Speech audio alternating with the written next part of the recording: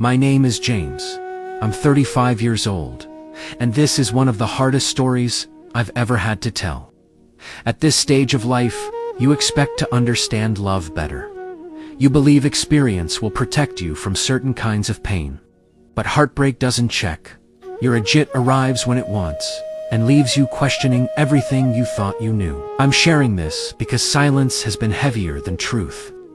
If you've ever trusted someone with your heart, only to realize you were never standing on the same ground, then maybe this story will resonate with you.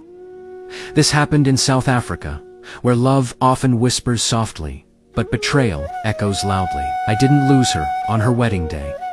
I lost her long before that. Her name is Angela. She was 30 years old. Angela and I had been apart for about 9 months. I was the one who walked away. At the time, I thought I was making a mature decision, something a 35-year-old man should do when a relationship no longer feels aligned. I told myself I needed growth, clarity, something different, so I tried to move on. I started dating Belinda, a 23-year-old who brought a kind of lightness into my life. She was lively, full of curiosity, and made the world feel a little less heavy. Being with her felt refreshing, at first like starting a new chapter with clean pages. For a moment, I believed I had made the right choice, but truth has a way of surfacing. One evening, the image I had built began to crack. I discovered that Belinda had been cheating on me with a military officer. The realization hit harder than I expected.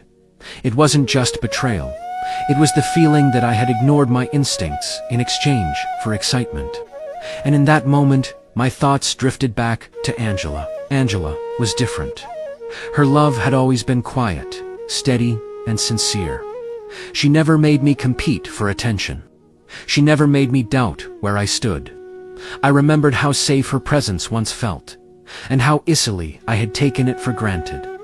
"So I reached out," she replied. Her messages felt warm and familiar, like stepping into a room you once called home. We talked late into the night, voice notes, long calls, laughter that felt untouched by time. Despite the months apart, the connection felt natural. I convinced myself this was timing correcting itself, that maybe love doesn't disappear, it waits. I invited Angela over for a sleepover. She agreed.